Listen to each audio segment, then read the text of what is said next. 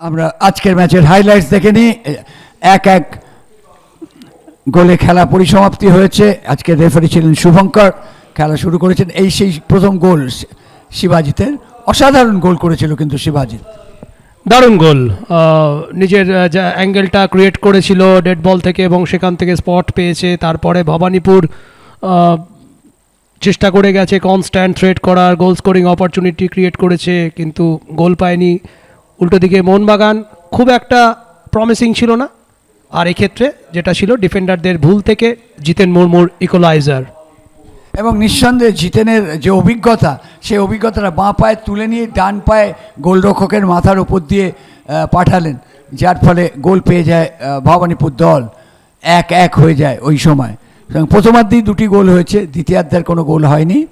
তবে জিতেনের প্রশংসা করতে হবে। এই মুহূর্তে দেখুন আরেকটা ঘটনা ঘটেছিল সরাসরি গোলরক্ষকের কাছে।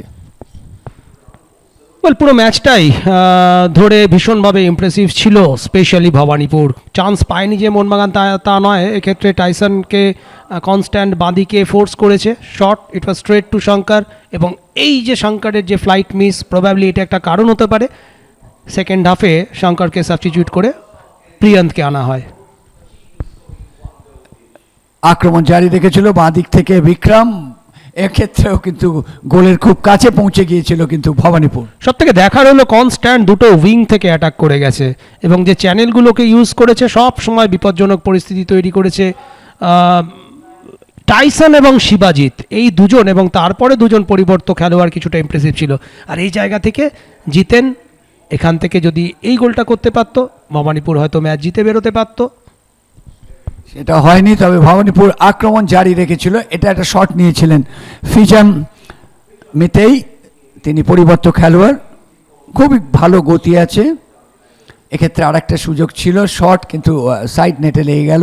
এটা কিন্তু একটা সুযোগ ছিল, অবশ্যই ছিল সুয়েলের কাছে, কিন্তু ফার্স্ট টাচটা পুয়ার ছিল। ফ্রিকিকে আরেকটা গোল স্কোরিং চান্স ক্রিয়েট হয়েছিল, কিন্তু এখানে হিউম্যান ওয়ালে ধাক্কা। তারপরে যে চান্সটা এসেছিল সেখান থেকে অফসাইড সুয়েল বাটের লাস্টের দিকে প্রেশার ক্রিয়েট করার চেষ্টা করেছিল মোহনবাগান ফ্রম দ্য লং বলস, বাট খুব একটা ইউজফুল হয়নি। এইভাবেই খেলা গড়িয়েছিল এবং শেষ পর্যন্ত খেলার মধ্যে এই যে বলটা বাড়িয়েছিল, হেডটা দেখবার মতো শেষ মুহূর্তে গোলরক্ষক কিন্তু বাঁচিয়ে দিয়েছিল ততোধিক দক্ষতায়। আরেকবার দেখুন ডান দিক থেকে ভাসানো বলে হেড, কিন্তু রাজবাসফোরের কিন্তু বল চলে গেল বাইরে। এইভাবেই খেলার জবনিকা নেমে এসেছিল। দুদলই একটা করে পয়েন্ট পেয়ে মাঠ ছাড়তে হয়েছে তাদেরকে। এবং প্রিয়ান্ত এক্ষেত্রে একটা রিস্ক নিয়েছিলেন, তবে তিনি সফলকাম হয়েছেন। ওদিকে এইভাবেই খেলা শেষ হয়, দুদলই একটি করে গোল করে এবং একটি করে পয়েন্ট পায়।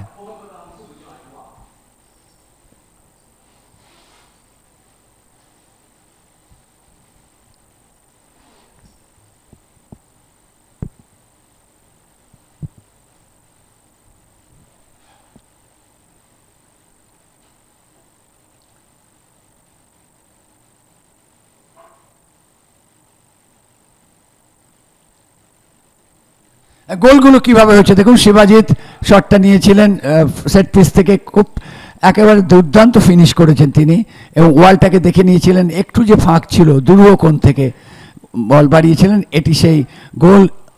জিতেন মুর্মু অত্যন্ত বুদ্ধিমত্তার সঙ্গে গোলটা করেছেন। ডান দিক থেকে বল বাড়ানো হয়েছিল, উমের দিয়েছিলেন এবং গোলরক্ষক আসছেন দেখে তার মাথার উপর দিয়ে টপকে দেন। অভিজ্ঞতা সম্পন্ন খেলোয়াড় জিতেন মুর্মু, সেই কারণেই তার পক্ষে সম্ভব হয়েছে এই গোলটি করতে। এই দুটি গোলই হয়েছিল আজকের ম্যাচে। বাংলার আওয়াজ, বাঙালির আবেগ, জি 24 ঘন্টা।